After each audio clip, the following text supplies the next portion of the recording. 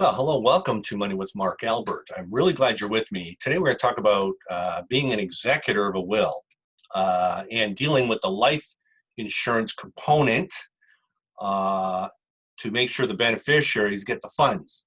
And so the executor has a very wide range of responsibilities when they are settling the estate of the one who has passed.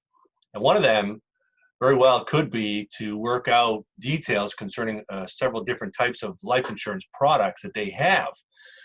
And it's a very important aspect of the estate because the beneficiaries might need the resources. So estate planning has probably gone into this, the individual who has died, and their plan was that within a few weeks that the funds would get to certain beneficiaries. And then as an executor of their will, of their estate, you would have responsibility in this scenario. So executor of the will, or the term executrix. So if it's a female, it's an executrix. If it's a male, it's executor. And that's how they word it. So there's actually many different types of life insurance available out there to be considered when you're an executor.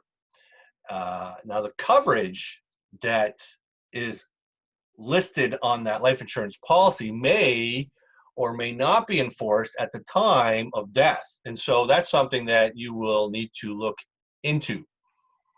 So there are many different types of life insurance. The person who died might have had group life insurance through work, for example.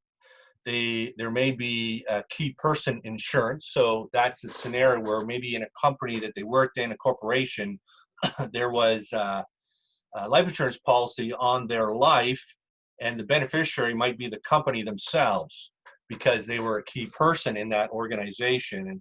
And if they die, the company would really take a hit. And so it covers the company and helps them transition.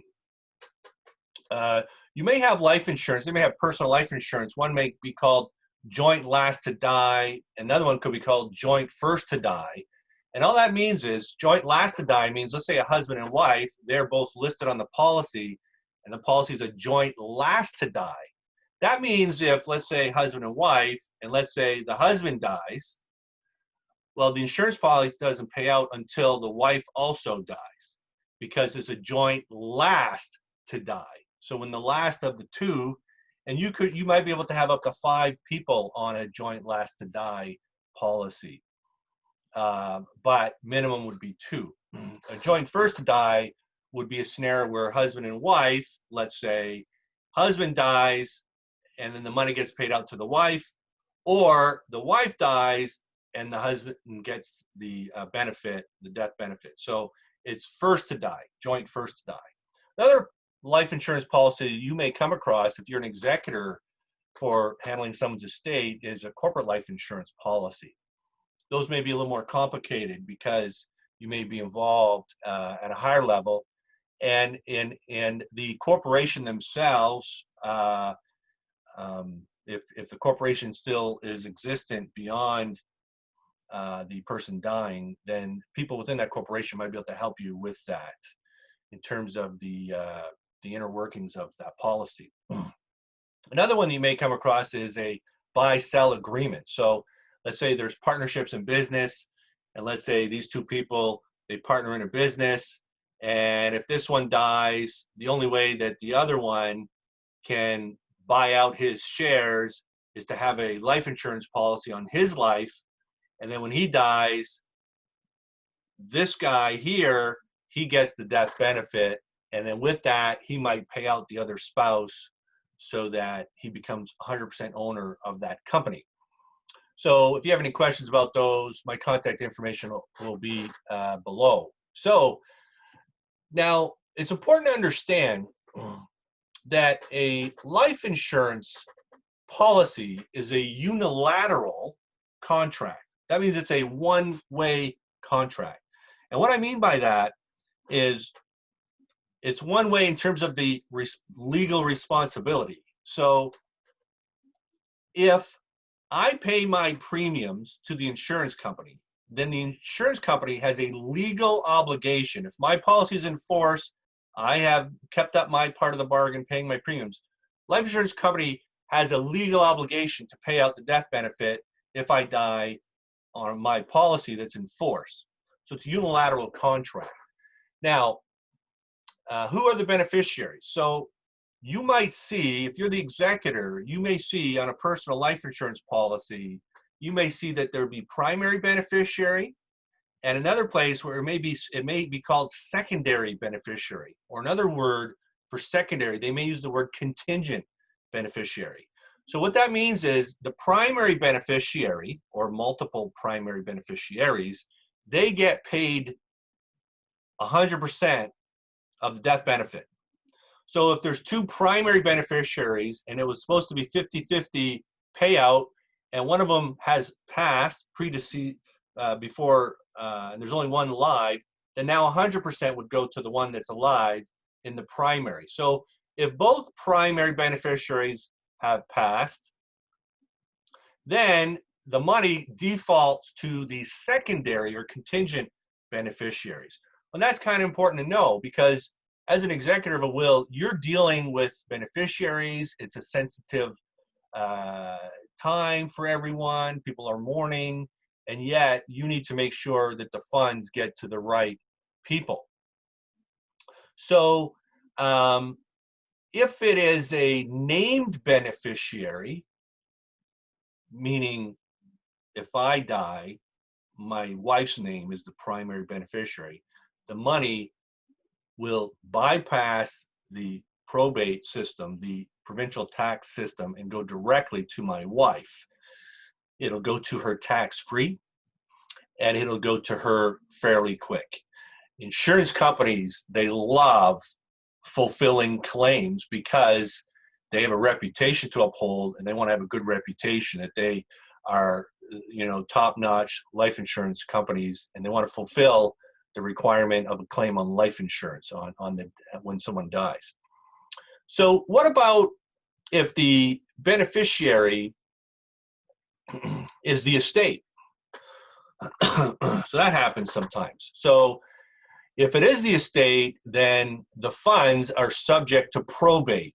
And probate is basically the estate administration tax, and we're in the province of Ontario here. So it'd be the estate tax. The probate fees would apply. And so not just probate fees, the tax, but the money doesn't go to the beneficiaries right away. It stays in the probate process until it clears probate. So the resources for the beneficiaries are not liquid. They don't have access to it right away. It's unavailable to them. So that may be a challenge if you're settling the will, and sometimes the funds cannot be disseminated from the life insurance policy. So if you're setting up a life insurance policy, you want to make sure that that's set up properly so that your beneficiaries get the money right away after death. So if the estate is the beneficiary, there may be a reason for that. And so in the will, it should give direction in terms of how those funds are to be distributed. Those proceeds need to go. Now, in the absence of a will, then it defers to the Provincial and Territorial Succession Act. They will make the determination in terms of where the funds go, because they have a process, a very set process without a will in terms of how that happens. So what kind of, we talked about, so if we're talking about personally owned life insurance policies, you're either going to have one of two types. It's either going to be a term life insurance, or it's going to be a permanent life insurance. Term insurance, it'll be like a 10-year term, 20-year, 30-year term. And at the end of the term, these policies renew without a medical, okay? So as long as the person who owned the policy kept making their payments, that policy should be in force. So that's term. On permanent, which is the other type you may see, a permanent, a little bit more complicated because they have a savings account built in, if it's a universal or a whole life policy. So some of these policies, you get the death benefit as well as the savings account, and in some cases, you don't get the savings account, the insurance company keeps it. And the savings account is called the cash surrender value. So the whole life version of that, they may have an option to pay out. So basically, these permanent insurance go to 100 years old, right? And instead of a person paying their premiums into their old age years until they're 100, they may pick an option to pay it all off in 20 years. So it's a pay 20 policy. And if that is the case, and they die after those 20 years, then the policy is already paid for. So you don't have to worry about them missing any payments, which is a good thing. So, so let's say you're now making a claim, all right? You're making a claim, and it's important to know that if the money is, if there's a named beneficiary, okay, then the funds are subject to, they're not subject to creditors. So if the estate owes money to creditors, and there's a named beneficiary, the money bypasses the whole probate and estate process, goes directly to the beneficiary, and it bypasses creditors. Creditors don't have access to it. So when you're making financial estate planning, that's important to know. Also, I will say this, that let's say you want to bypass probate with your investment funds. You have money that's invested, let's say in mutual funds or other investments. The segregated fund is like a mutual fund, but it's sold through a life insurance company. And so it carries the principles of life insurance, which means it's got bankruptcy protection as well as creditor protection. And with a named beneficiary, segregated funds will bypass the whole estate process, the probate, go directly to the beneficiary, and it will not be access to creditors. So I'm going to think about, and that's part of your estate planning. So, but now we're talking to the executor, and that's important to know that. So if the client does have segregated funds and they're named beneficiaries, that can bypass probate instead of going directly to the estate. So we're making a claim. So when you make a claim, you need to contact the insurance company. Now the insurance company, they obviously don't know that this person has died yet, right? So someone needs to reach out to them. The insurer cannot start process of the claim until they have they've been notified, obviously, that the person has died, but then you've provided the appropriate documentation. So you may contact them and say, what documentation do you need? They have some basic forms, death claim form. They will most likely want to see proof of the death certificate. They may ask for a birth certificate. They may not. So you would contact the insurance company and confirm that. Now, the insurance company, they may request an attending physician statement. Now, what that is, and they would use it in a scenario like this. So life insurance policies, they have a 2-year contestability period. And what that means is, let's say I lied on my life insurance policy. Let's say I said, my heart is great, my health is perfect. Meanwhile, my doctor told me that I have a heart condition, right? But I didn't disclose it to them. I lied on my about my health. And then a few weeks after I get the policy, I die of a heart attack. So in a scenario like that, they may send a letter to the doctor asking for an attending physician statement to confirm, is there anything on his record that shows he had a heart condition, okay?